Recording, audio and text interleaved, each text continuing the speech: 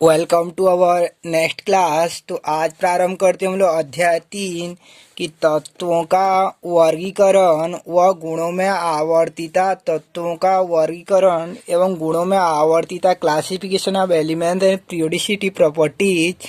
तो इस अध्याय में हम लोग ये अध्ययन करेंगे कि किस प्रकार जैसे बहुत से तत्व रहते हैं पृथ्वी पर, तो उनका गुणधर्म, क्रियाशीलता, क्वथनांक, गलनांक यानी अनेक प्रकार का गुण अलग अलग प्रकार का रहता है, तथापि कुछ उनमें समानता पाया जाता है। तो उनको एक सारणी के रूप में या समूह में रखने का प्रयास किया गया, यानी एक ही स्थान पर रखने का प्रयास किया गया, जिसे कि तत्वों का वर्गीकरण कहा जाता है, यानी एक समूह में रखने का प्रयास किया गया। जैसे हम लोग का क्या 10वीं तक सब अलग अलग रहते हैं, सब यानी सभी विद्यार्थी जो हैं एक साथ रहते हैं 10वीं तक जो है, और उसके बाद 11वीं जैसे ही आते हैं तो अपने अपने गुणों के आधार पर सब अलग अलग वर्गों में अलग अलग क्लास में हो जाते हैं। तो ऐसे वैज्ञानिक विदों द्वारा यह तथ्य सामने आया कि कुछ तत्व जो है आपस में बहुत मिलते जुलते हैं, यानी उनके गुणों में बहुत ज़्यादा समानता रहती है। तो उस आधार पर उन्होंने तत्वों को वर्गीकरण करने का प्रयास किया। तो सर्वप्रथम ऐसे तत्वों को वर्गीकरण करने के लिए पहले एक डोबेनायर द्वारा त्रिक नियम दिया गया, यानी डोबेनायर द्वारा, इसको कक्षा 10वीं में पढ़े तो अभी 11वीं लिखने की आवश्यकता नहीं है। तो डोबेनायर द्वारा त्रिक नियम दिया गया। उन्होंने क्या बताया डोबेनायर की, यानी उन्होंने ऐसा बोला कि 3 तत्व लेते हैं, जैसे लिथियम और बेरिलियम, लिथियम, बेरिलियम और बोरान। तो इनमें 3 तत्व लिया उन्होंने त्रिक नियम के लिए, और इनका परमाणु द्रव्यमान को लिया, जैसे लिथियम का 7 और बेरिलियम का होता है आपका 9 और बोरान का 11। तो ऐसे 3 तत्वों का उन्होंने जोड़ा बनाया, जिनमें से प्रथम व अंतिम तत्व के परमाणु भार का औसत मध्य तत्व के परमाणु भार के तुल्य होता है। जैसे प्रथम का आपका परमाणु भार 7 है और अंतिम का 11, दोनों को जोड़ेंगे तो 18/2 यानी कितना आ जाएगा 9। तो बीच वाला एक ऐसा तत्व का चयन किया उन्होंने कि उसका परमाणु भार जो है अन्य 2 तत्वों के परमाणु भार का औसत के तुल्य रहता है, और इस आधार पर उन्होंने एक त्रिक नियम दिया, जो कि उन्होंने डोबेनायर का त्रिक नियम से उसको प्रतिपादन किया। तो डोबेनायर ने 3 तत्वों का समूह बनाया, और एक 3 तत्वों का समूह बनाया, जिनमें से प्रथम व अंतिम तत्व का भार जो है मध्य तत्व के भार की, यानी मध्य तत्व प्रथम व अंतिम तत्व के भार का औसत मध्य तत्व के भार के बराबर होता है, जिसे डोबेनायर का त्रिक नियम कहा गया। उसके बाद जो वैज्ञानिक एक न्यूलैंड द्वारा अष्टक नियम प्रतिपादन किया गया, न्यूलैंड द्वारा अष्टक नियम प्रतिपादन किया गया। तो उन्होंने न्यूलैंड ने क्या बताया कि विभिन्न तत्वों को एक संगीत के स्वर सा रे गा मा प धा निशा इस क्रम पर रखा, और इस क्रम पर रखने के बाद जो है उन्होंने, यानी जैसे लिथियम, लिथियम और beryllium, boron, carbon, nitrogen, oxygen, fluorine, neon, तो ऐसे तत्वों को रखते गए न्यूलैंड द्वारा। और ठीक अगला तत्व, यानी ऐसे कुछ तत्व जैसे 8 तत्व रखे, तो अगला तत्व यानी ऐसे कुछ, जैसे नियान नहीं था पहले, तो ऐसे कुछ तत्व रखे 7 तत्व जैसे रख दिए सारे गामा पौधा निशा के अनुक्रम में, lithium, beryllium, boron, carbon, nitrogen और ऑक्सीजन, फ्लोरीन। तो ठीक अगला तत्व जैसे सोडियम रहता है, तो उसका गुणधर्म फिर ये पहले लिथियम से मिलता जुलता है, जैसे सारे गामा पौधा निशा को पढ़ेंगे तो अंतिम में फिर सा आ जाता है, जो कि पहले से मिलता जुलता रहता है। तो इस आधार पर उन्होंने, यानी संगीत के स्वर के आधार पर न्यूलैंड ने तत्वों को वर्गीकरण करने का प्रयास किया। तो इस प्रकार से बहुत वैज्ञानिक ने अपना अपना योगदान प्रतिपादन किया। पहले था आपका डोबेनायर का त्रिक नियम, दूसरा न्यूलैंड का अष्टक नियम। उसके बाद जो वैज्ञानिक लिथरमेयर द्वारा एक वक्र दिया गया, और उन्होंने ये वक्र में ये देखा कि तत्वों का भौतिक व रासायनिक गुण जो रहता है, यानी तत्वों का गुणधर्म जो है उनके परमाणु आयतन के अनुक्रमानुपाती या परमाणु आयतन पर निर्भर करता है या उसका आवर्ती फलन होता है। आवर्ती फलन का अभिप्राय रहता है कि उस पर निर्भर करता है। तो इस प्रकार लिथरमैयर ने एक वक्र दिया और वक्र में उन्होंने ये देखा कि समान गुणधर्म वाले तत्व वक्र के एक ही स्थान पर यानी उतार चढ़ाव पर आते रहते हैं, और इस आधार पर उन्होंने एक ऐसा निर्धारण करने का प्रयास किया यानी तत्वों को और समान गुणधर्म वाले तत्व जो है एक ही स्थान पर या तो जाते रहते हैं या आते रहते हैं। तो इस प्रकार अलग अलग वैज्ञानिकों द्वारा अलग अलग प्रकार का प्रयास किया। तो इन सब को हमको विशेष अध्ययन नहीं करना है, यानी कक्षा 11वीं में हमको पढ़ना है कि इन सब वैज्ञानिकों की विफलता के बाद जो है एक वैज्ञानिक मेंडलीव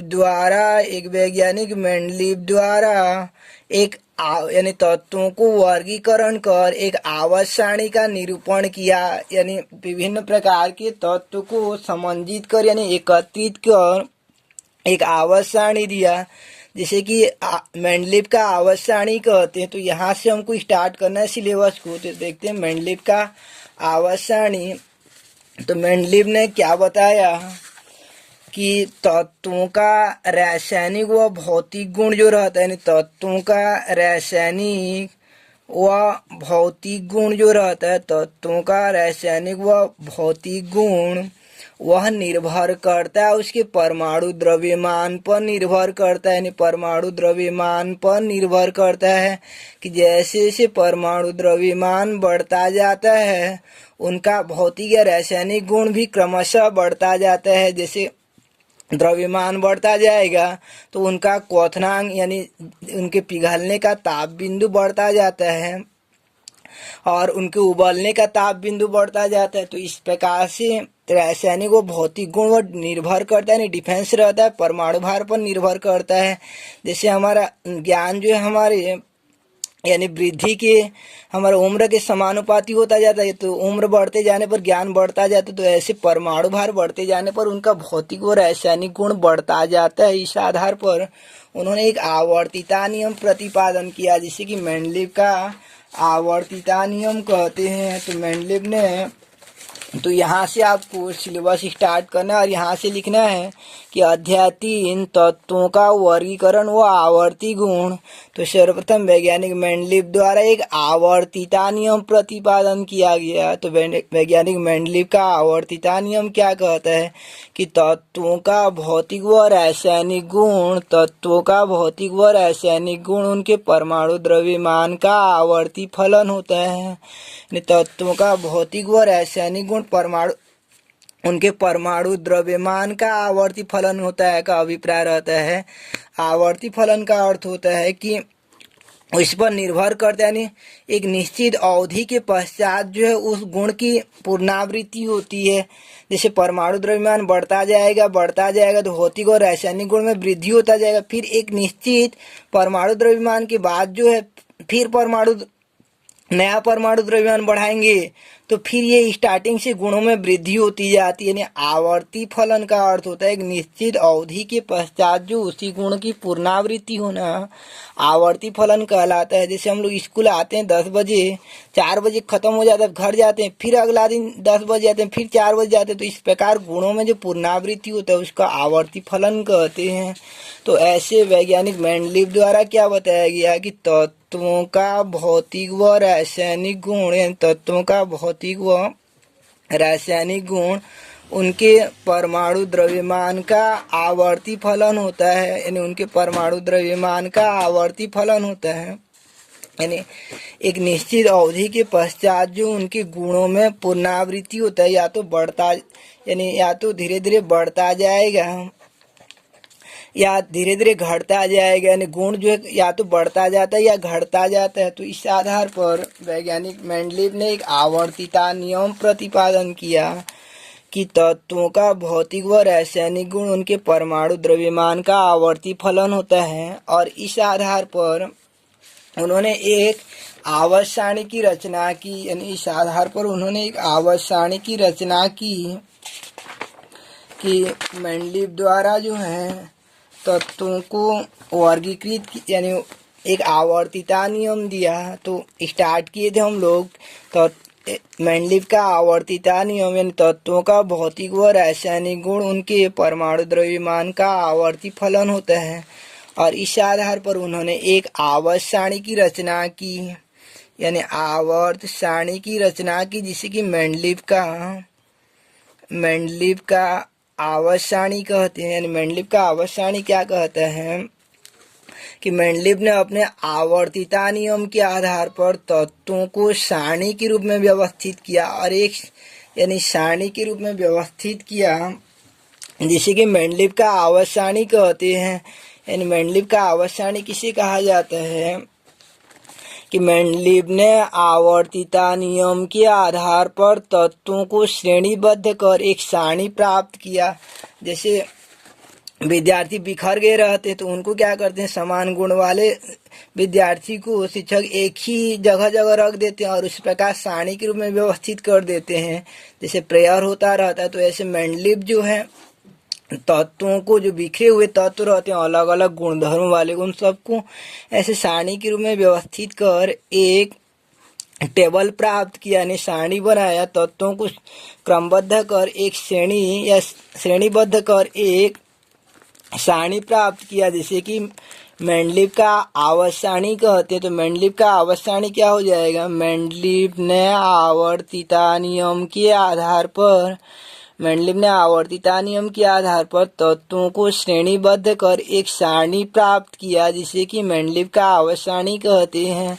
तो आवर्तीता नियम क्या था कि तत्वों का भौतिक व रासायनिक गुण उनके परमाणु द्रव्यमान का आवर्ती फलन होता है और उस आवर्ती फलन के आधार पर उन्होंने एक सारणी प्राप्त किया, जिसे कि मेंडलीव का आवर्त सारणी कहते हैं। मेंडलीव ने आवर्तीता नियम के आधार पर तत्वों को श्रेणीबद्ध कर एक सारणी प्राप्त किया, जिसे कि मेंडलीव का आवर्त सारणी कहते हैं। अब देखते हैं आगे हम लोग कि मेंडलीव की आवर्त सारणी में आवर्त वर्ग किसे कहते हैं और आवर्त किसे कहते हैं। तो मेंडलीव द्वारा जो है इस प्रकार से एक सारणी प्राप्त किया गया, जिसे कि मेंडलीव का आवर्त सारणी कहते हैं। मेंडलीव ने विभिन्न तत्वों को श्रेणीबद्ध कर ऐसे सारणी के रूप में प्राप्त किया, जिसे कि मेंडलीव का आवर्त सारणी कहते हैं। तो मेंडलीव की आवर्त सारणी की वर्ग किसे कहा जाता है और आवर्त किसे कहते हैं उसको देखते हैं। तो मेंडलीव की आवर्त सारणी में ये ऊर्ध्वाधर खाने को, यानी ऊपर से नीचे वाले ऐसे खाने को कहा जाता है वर्ग कहते हैं, और मेंडलीव की आवर्त सारणी में बाएं से दाएं वाले खाने को कहा जाता है। मेंडलीव की आवर्त सारणी में बाएं से दाएं वाले खाने को कहते हैं, या ये क्षैतिज खानों को कहा जाता है, यानी क्षैतिज खाने को कहते हैं, आवर्त कहते हैं। तो इस प्रकार से आवर्त सारणी में मेंडलीव की आवर्त सारणी में वर्ग क्या हो जाएगा कि मेंडलीव की आवर्त सारणी में यानी मेंडलीव की आवर्त सारणी में वर्ग व आवर्त किसे कहेंगे। तो मेंडलीव की आवर्त सारणी में आवर्त तालिका में ऊर्ध्वाधर खाने को, यानी ऊपर से नीचे वाले खाने को कहा जाता है वर्ग या समूह कहते हैं, यानी ग्रुप कहा जाता है। तो इनको याद रखे रहना, आगे हम लोग बार बार चर्चा करेंगे वर्ग किसे कहेंगे या समूह। तो मेंडलीव की आवर्त सारणी में ऊर्ध्वाधर खाने को वर्ग या समूह कहते हैं, और आवर्त किसे कहेंगे कि मेंडलीव की आवर्त सारणी में क्षैतिज खाने को, यानी लेफ्ट से राइट वाले ऐसे खाने को आवर्त कहते हैं। तो आवर्त तालिका में क्षैतिज खानों को आवर्त कहते हैं, और यह किसी भी आवर्त सारणी के लिए लागू होता है। बाद में आधुनिक आवर्त सारणी पढ़ेंगे तो उसमें भी ऐसा क्षैतिज खाने को कहेंगे आवर्त कहेंगे, और ऊर्ध्वाधर खाने को वर्ग कहते हैं। तो मेंडलीव की आवर्त सारणी में ऊर्ध्वाधर खाने को वर्ग या समूह कहते हैं, और क्षैतिज खाने को कहा जाता है आवर्त कहते हैं। उसके बाद आगे देखते हैं हम लोग कि मेंडलीव की आवर्त सारणी में वर्ग तथा आवर्त की क्या विशेषता रहती है। तो पहले देखते हैं हम लोग वर्ग की क्या विशेषता रहती है। तो मेंडलीव की आवर्त सारणी में देखते हैं मेंडलीव की आवर्त सारणी में मेंडलीव की आवर्त सारणी में वर्ग की क्या विशेषता रहती है। तो पहले वर्ग पढ़ चुके हैं। तो वर्ग मीन्स क्या होता है आपका, ऐसे ऊर्ध्वाधर खाने को वर्ग कहते हैं, और आवर्त मीन्स क्षैतिज खाने को आवर्त कहते हैं। तो वर्ग की विशेषता देखते हैं। तो पहला विशेषता देखते हैं हम लोग, मेंडलीव की आवर्त सारणी में कुल वर्गों की संख्या, मेंडलीव की आवर्त सारणी में कुल वर्गों की संख्या 9 है। तो देखते हैं हम लोग कि मेंडलीव का जो आवर्त सारणी बनाया गया उसमें वर्गों की संख्या कितना बोला गया, आपको 9 बोला गया, तो ये पहला वर्ग हो जाएगा, ये वाला दूसरा हो जाएगा, ये तीसरा, ये चौथा, ये पांचवा हो जाएगा, ये छठवां हो जाएगा, ये सातवां, ये आठवां और ये नौवां। यानी मेंडलीव की आवर्त सारणी में कुल वर्गों की संख्या 9 होती है।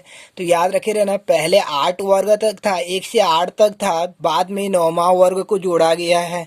तो इस प्रकार मेंडलीव की आवर्त सारणी की पहला विशेषता हो जाती है कि मेंडलीव की आवर्त सारणी में कुल वर्गों की संख्या 9 होती है, यानी ऊर्ध्वाधर खानों की संख्या 9 हो जाएगा। उसके बाद दूसरा विशेषता देखते हैं कि 8वें व शून्य गैस समूह को, यानी इसमें पहले ये पहला विशेषता है कि कुल वर्गों की संख्या 9 होती है। तो इनमें से ये 9वां समूह को याद रखे रहना, इनको शून्य गैस समूह कहा जाता है। इनकी संयोजकता इनका शून्य होता है, यानी रासायनिक बंध में भाग नहीं लेते हैं, इसलिए इनका संयोजकता शून्य होता है, इसलिए इनको शून्य समूह। और चूंकि गैसीय रूप में पाए जाते हैं वातावरण में, इसलिए इनको जीरो गैस समूह कहा जाता है, यानी शून्य गैस समूह कहते हैं। तो मेंडलीव की आवर्त सारणी में कुल वर्गों, पहला विशेषता है कि मेंडलीव की आवर्त सारणी में कुल वर्गों की संख्या, मेंडलीव की आवर्त सारणी में कुल वर्गों की संख्या 9 होती है, जिनमें से 9वें समूह को शून्य गैस समूह कहते हैं। उसके बाद दूसरा विशेषता हो जाता है आपका कि मेंडलीव की आवर्त सारणी में, यानी दूसरा विशेषता हो जाएगा कि 8वें व शून्य गैस समूह को छोड़कर प्रत्येक को 2 उपवर्गों में विभाजित किया गया है। यानी 8वें व शून्य गैस समूह को छोड़कर प्रत्येक वर्ग को 2 उपवर्गों ए व बी में विभाजित की गई है। यानी ये 8वां समूह और ये दूसरा समूह, इनको छोड़कर, ये 8वां और ये 9वां शून्य गैस समूह को छोड़कर प्रत्येक को 2 भागों में बांटा गया है। ये ए बी इस प्रकार से प्रत्येक को 2-2 उप समूहों में विभाजित किया गया, यानी प्रत्येक को 2-2 उपवर्गों में विभाजित किया गया है। जैसे एक ही क्लासरूम रहता है, मैथ्स और बायो दोनों बैठे रहते हैं, तो ऐसे 8वें व शून्य गैस समूह को छोड़कर प्रत्येक वर्ग को 2 उपवर्गों ए और बी में विभाजित की गई है, ए और बी में विभाजित की गई है। तो ये पहला विशेषता था कि कुल वर्गों की संख्या 9 होती, जिनमें से 9वां को शून्य गैस समूह। दूसरा विशेषता कि 8वां और 9वां समूह को छोड़कर, यानी 8वें व शून्य गैस समूह को छोड़कर प्रत्येक को 2 उपवर्गों में ए व बी में विभाजित किया गया, यानी प्रत्येक को डबल में विभाजित किया गया। यहाँ से ऐसे करके लाइनिंग करेंगे तो ये वाला साइड ए होगा और ये वाला साइड जो है बी हो जाता है। अब तीसरा विशेषता देखते हैं कि एक ही उपवर्ग के तत्वों में समानता होती है, जबकि उसी वर्ग के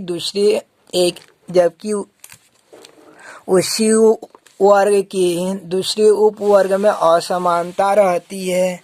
यानी कहने का अर्थ रहता है कि एक ही वर्ग में जो 2 उपवर्ग रहते हैं, तो पहले उपवर्ग यानी ए उपवर्ग वाले तत्व आपस में मिलते जुलते हैं, इनमें समानता रहती है, जबकि ए वाला जो है उसी वर्ग के बी से मिलता जुलता नहीं है। यानी एक ही वर्ग के तत्व आपस में समानता, एक ही उपवर्ग के तत्वों में समानता होती है, जबकि उसी वर्ग के दूसरे उपवर्ग में असमानता रहती है। जैसे कक्षा 11 में मैथ्स और बायो दोनों रहेंगे, तो मैथ्स वाले आपस में समानता गुण धर्म दर्शाएंगे और बायो वाले आपस में समानता गुण धर्म दर्शाएंगे, जबकि दोनों 11वीं क्लास के और बायो और मैथ्स का आपस में मेल नहीं हो पाता है। तो ऐसे ये तीसरा विशेषता था कि एक ही उपवर्ग वाले तत्व आपस में समान गुण रखते हैं, जबकि उसी वर्ग के दूसरे उपवर्ग से असमानता व्यवहार प्रदर्शित करते हैं। उसके बाद चौथा विशेषता रहता है वर्ग का कि वर्ग में ऊपर से नीचे की ओर आने पर भौतिक और रासायनिक गुण में क्रमिक या क्रमशः परिवर्तन होता है। वर्ग में ऊपर से नीचे की ओर आने पर क्रमशः या क्रमिक का रहता है कि या तो धीरे धीरे बढ़ता जाएगा, जैसे ऐसे बढ़ता जाएगा, या धीरे धीरे घटता जाएगा। तो ऐसा गुण को क्रमशः या क्रमिक गुण कहते हैं, न कि एक ठो बढ़ जाएगा फिर घट जाएगा फिर बढ़ जाएगा। तो ऐसा गुण को क्रमिक गुण नहीं कहते, या तो एक समान रूप से उतरेगा या एक समान रूप से ऊपर की ओर जाएगा, एक समान रूप से ऐसे करके उतरता जाएगा गुण धर्म। जैसे विद्यार्थी को प्रेयर में खड़े करवाते हैं तो छोटे से बड़े क्रम में खड़े करवाते हैं तो वह क्रमिक परिवर्तन हो जाता है। और एक को खड़े करवा देंगे, बड़ा छोटा को फिर बड़ा को फिर छोटा को, तो ऐसा वाला यानी उसमें भी परिवर्तन होता है, लेकिन वो क्रमिक परिवर्तन या क्रमशः परिवर्तन नहीं है। क्रमशः या क्रमिक का अर्थ होता है धीरे धीरे बढ़ना या धीरे धीरे घटना। जैसे हम लोग ये पहला समूह सोडियम यानी लिथियम, सोडियम, पोटेशियम, इनको गर्म करें तो ये 50 पर पिघल रहा है, तो ये मान ली 75 पर, तो ये 90 पर, और रुबिडियम ऐसे करके 120 धीरे धीरे बढ़ रहा है। तो ऐसे गुणधर्म को हम लोग क्रमिक गुण कहेंगे। और पहला वाला 50, दूसरा वाला 75, फिर ये डाउन हो जाएगा यानी 60 हो जाएगा, तो ऐसा गुणधर्म को क्रमिक गुण नहीं कहा जाता है। तो इस प्रकार से वर्ग की विशेषता हो जाती है। वर्ग में ऊपर से नीचे गिराने पर भौतिक व रासायनिक गुण में क्रमशः परिवर्तन होता है। यानी ऊपर से नीचे गिराएंगे तो या तो धीरे धीरे बढ़ता जाएगा कोई भी गुणधर्म, जैसे पढ़ेंगे आगे आयनन ऊर्जा, इलेक्ट्रॉन बंधुता, विद्युतीनात्मकता, या तो धीरे धीरे बढ़ता जाता है या घटता जाएगा। उसके बाद पांचवा विशेषता हो जाता है कि वर्ग में ऊपर से नीचे गिराने पर संयोजकता में कोई परिवर्तन नहीं होता है। यानी वर्ग में ऊपर से नीचे गिराने पर संयोजकता में कोई परिवर्तन नहीं होता है। तो जैसे ये पहला समूह पर विचार करेंगे हम लोग, तो ये हाइड्रोजन का संयोजकता 1 होगा, तो लिथियम का संयोजकता यानी एक ही वर्ग वाला संयोजकता समान रहता है। जैसे हम लोग परमाणु यानी संयोजकता का आगे परिभाषा पढ़ेंगे, तो संयोजकता मीन्स क्या हो जाएगा कि कोई तत्व जैसे आपका लिथियम रहता है, तो इसका परमाणु विन्यास करते हैं तो 2 और 1 मिलता है। पहला कोश में 2 इलेक्ट्रॉन और दूसरा कोश में 1 इलेक्ट्रॉन रहता है। तो ये अपना अष्टक को पूर्ण करने के लिए 1 इलेक्ट्रॉन को ये त्याग सकता है, और त्यागे गए इलेक्ट्रॉनों की संख्या को, या जैसे हम लोग विचार करेंगे क्लोरीन, तो उसके अंतिम में 7 इलेक्ट्रॉन रहता है, तो अपना अष्टक को पूर्ण करने के लिए 1 इलेक्ट्रॉन को ग्रहण कर सकता है। तो अपने अष्टक को पूर्ण करने के लिए यानी परमाणु द्वारा अपने अष्टक को पूर्ण करने के लिए त्यागी गई या ग्रहण की गई इलेक्ट्रॉनों की संख्या को संयोजकता कहते हैं। तो एक ही वर्ग पर विचार करेंगे, जैसे आपका हाइड्रोजन, लिथियम, सोडियम, पोटेशियम, इन पर विचार करेंगे तो ये पहला, इसके आखिरी में 1 इलेक्ट्रॉन रहता है। दूसरा लिथियम के आखिरी में 1 इलेक्ट्रॉन रहता है, 2 1 होता है, इसका 1 होता है। सोडियम का 2 8 1 होता है, सबके अंतिम में 1 ही इलेक्ट्रॉन होता है, तो ये 1 ही इलेक्ट्रॉन को त्याग सकते हैं। तो संयोजकता क्या रहता है, एक समान रहता है। तो इस प्रकार से समूह में ऊपर से नीचे गिराने पर संयोजकता में कोई परिवर्तन नहीं होता है। तो इस प्रकार पढ़े हम लोग कि मेंडलीव की आवर्त सारणी में वर्ग की विशेषता। तो पहला था आपका कि मेंडलीव की आवर्त सारणी में वर्ग की विशेषता में कि मेंडलीव की आवर्त सारणी में कुल वर्गों की संख्या 9 होती, जिनमें से 9वें समूह को शून्य गैस समूह कहते हैं। दूसरा कि 8वां और 9वां समूह को छोड़कर प्रत्येक समूह को 2 उपवर्गों में ए और बी में विभाजित किया गया है। 8वें और शून्य गैस समूह को छोड़कर प्रत्येक को ए और बी में विभाजित किया गया है। तीसरा कि एक ही वर्ग के तत्व आपस में समानता रखते हैं, जबकि उसी वर्ग के बी वर्ग से असमानता रखते हैं। यानी ए वाले आपस में समान रहेंगे और बी वाले, लेकिन ए और बी वाले आपस में मैच नहीं होंगे। तीसरा कि वर्ग में ऊपर से नीचे गिराने पर भौतिक और रासायनिक गुण में क्रमशः परिवर्तन होता है। और 5वां कि वर्ग में ऊपर से नीचे गिराने पर संयोजकता में कोई परिवर्तन नहीं होता है। तो ये था आपका वर्ग की विशेषता। अब देखते हैं हम लोग मेंडलीव की आवर्त सारणी में आवर्त की क्या विशेषताएं रहती है। मेंडलीव की आवर्त सारणी में आवर्त की क्या विशेषताएं रहती है। तो मेंडलीव की आवर्त सारणी में कुल आवर्त की संख्या 7 होती है। यानी ये जो आपको दिख रहा है ऐसे ऊर्ध्वाधर क्षैतिज खाना 1 2 3 4 5 6 7, तो 7 आवर्त रहते हैं। मेंडलीव के आवर्त सारणी में मेंडलीव के आवर्त सारणी में कुल आवर्त की संख्या जो है 7 हो जाती है। कुल आवर्त की संख्या जो है इस प्रकार से 7 आवर्त रहते हैं। मेंडलीव के आवर्त सारणी में कुल आवर्त की संख्या 7 होती है। तो पहला विशेषता रहता है कि मेंडलीव की आवर्त सारणी में कुल आवर्त की संख्या 7 होगा।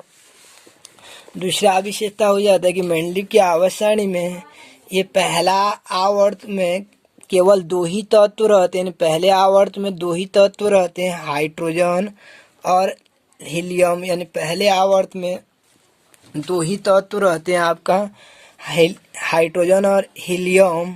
तो ये दूसरा विशेषता हो जाता है आपका कि प्रथम आवर्त में दो ही तत्व रहते हैं जिन्हें कि अति लघु आवर्त कहते हैं। पहला आवर्त में दो ही तत्व रहते हैं, ये हाइड्रोजन और हीलियम, जिसे कि अति लघु आवर्त कहते हैं। पहला आवर्त को अति लघु आवर्त कहा जाता है। उसके बाद दूसरा तीसरा आवर्त में 8 तत्व होते हैं। द्वितीय और तृतीय आवर्त में 8 तत्व होते हैं जिन्हें कि लघु आवर्त कहते हैं। यानी द्वितीय और तृतीय आवर्त में 8 तत्व होते हैं जिन्हें कि लघु आवर्त कहते हैं। प्रथम में 2 तत्व होते हैं जिन्हें अति लघु कहा जाता है। दूसरा तीसरा में 8 तत्व होते हैं जिन्हें कि लघु आवर्त कहते हैं। इसके बाद आगे देखते हैं कि चतुर्थ और पंचम आवर्त में यानी चौथे और पांचवें आवर्त में आपका चौथे और पांचवें आवर्त में रहते हैं। चौथे और पांचवें आवर्त में 18 तत्व होते हैं। चौथे और पांचवें आवर्त में 18 तत्व होते हैं जिन्हें कि दीर्घ आवर्त कहा जाता है।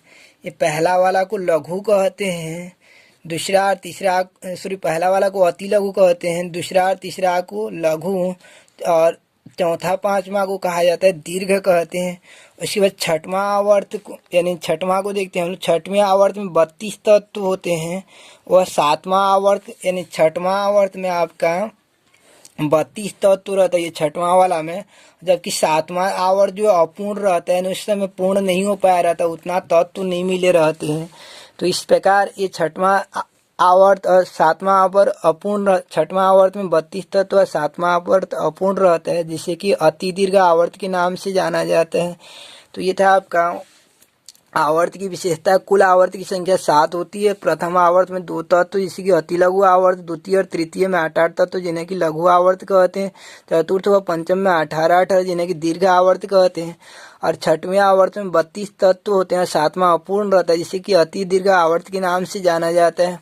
अब देख लेते हैं और कुछ विशेषताएं हैं कि किसी आवर्त में बाईं से दाईं की ओर जाने पर भौतिक व रासायनिक गुण में क्रमशः परिवर्तन होता है। यानी आवर्त में छठवां विशेषता होता है यानी किसी आवर्त में बाईं से दाईं की ओर जाने पर भौतिक व रासायनिक गुण में क्रमशः परिवर्तन होता है। यानी बाईं से दाईं की ओर जाएंगे तो या तो धीरे धीरे बढ़ता जाएगा या धीरे धीरे घटता जाएगा, जैसे कि क्रमशः परिवर्तन होता है बोला जाता है। उसके बाद अंतिम विशेषता होता है आवर्त का कि आवर्त में बाईं से दाईं की ओर जाने पर संयोजकता 1 से 4 तक बढ़ती है और 4 से फिर घटने लगती है।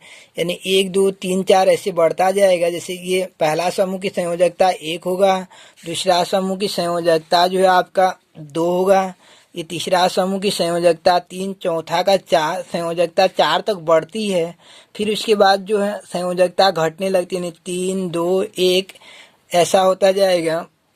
यानी संयोजकता जो है बढ़ती जाती है फिर जो है घटती जाती है।